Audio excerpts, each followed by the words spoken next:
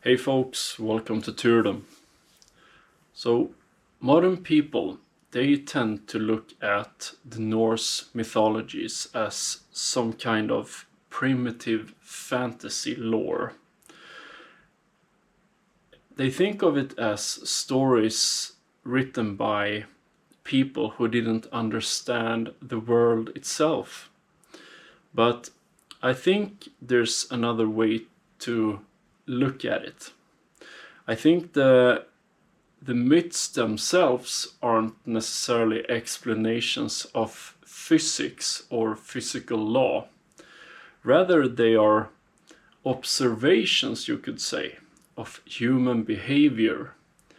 And I think the Norse mythologies are especially interesting talking about this, because they are not optimistic at all, you could say, nor are they naive. They are rather very assertive about certain traits of life. And you could say that there are three things to life that you can learn from the Norse mythology. And one, the world is unstable by its very nature. And two, wisdom has a price. And three, order requires sacrifice. So if we begin with the unstableness of the world, we have the balance between order and chaos. And this is something I've talked about here on Tyrdom before. But I think if we start with the Norse cosmology, if you will, there's a core tension in it. And you could say that this is made up out of course, we have the world serpent that holds everything together. But if we look at characters or characteristics, we have Odin, which most of us here recognize, of course, but he's the god and deity that manifests the hunt for knowledge, order and structure. But on the other side we have Loki, the famous Loki, who is manifesting disruption and chaos and I guess you could say unpredictability. And I think that the Norse did not imagine a perfectly ordered world like the Garden of Eden in the Bible, for example.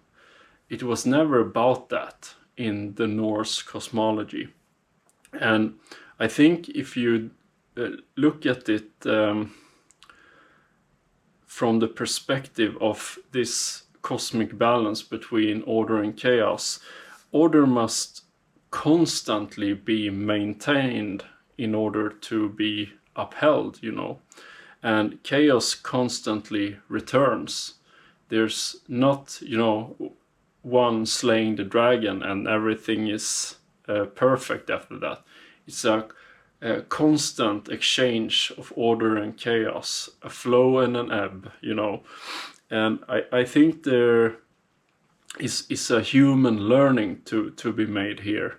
And it's that societies must maintain their balance over time.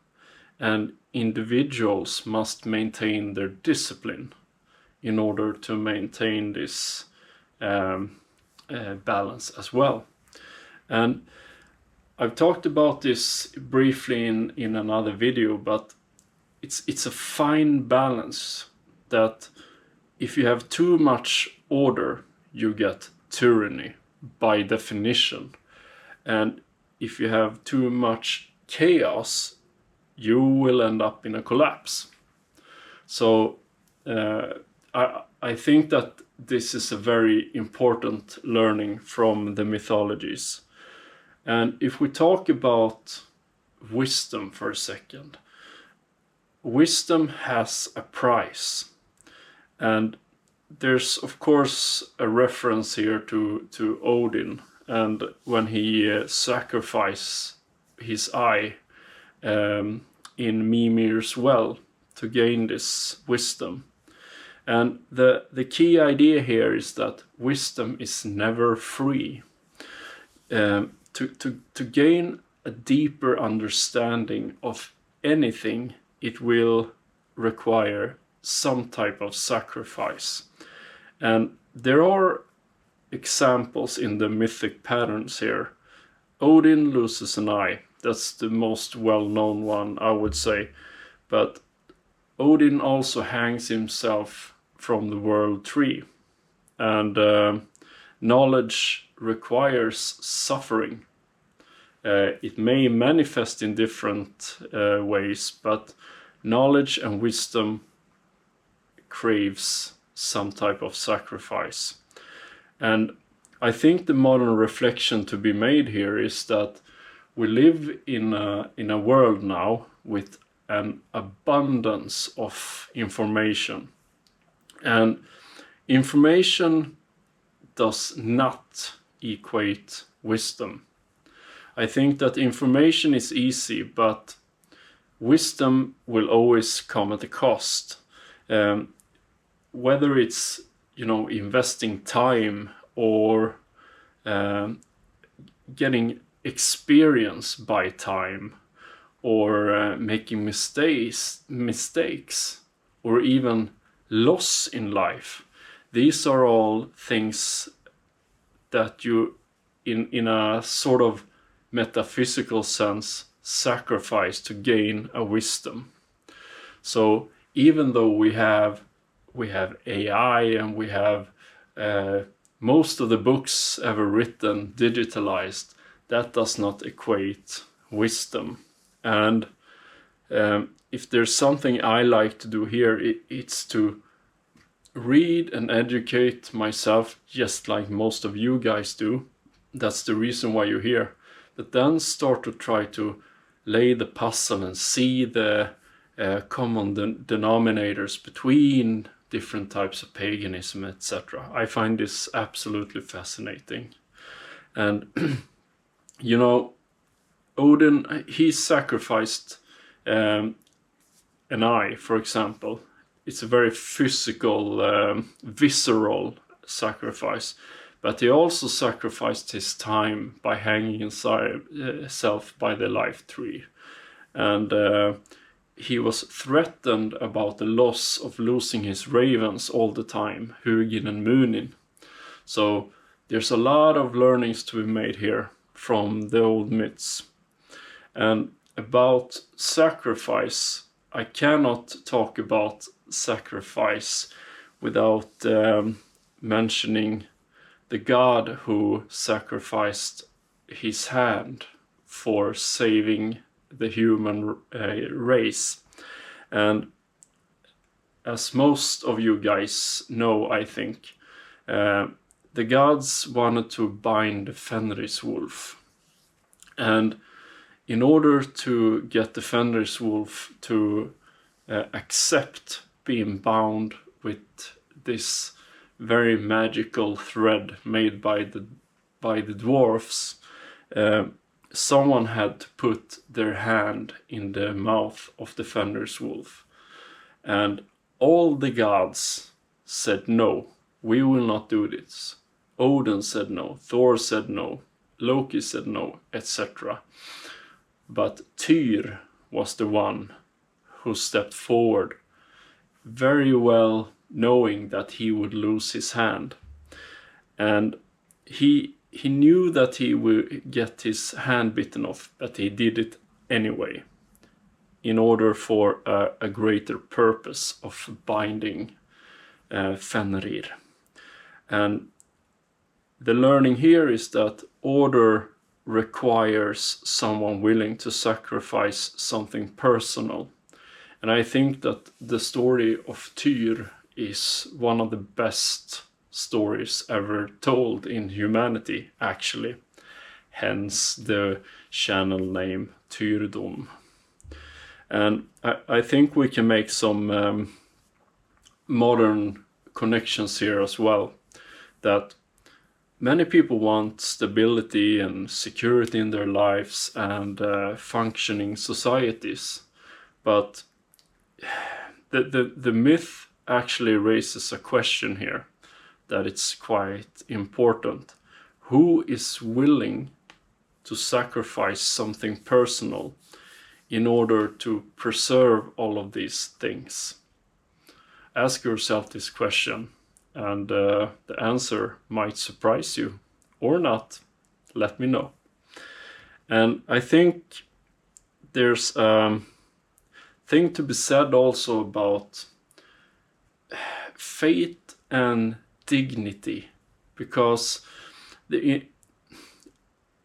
we look at the story arc of the Eddas, for example, the gods knew all along that Ragnarök was coming. It was inevitable.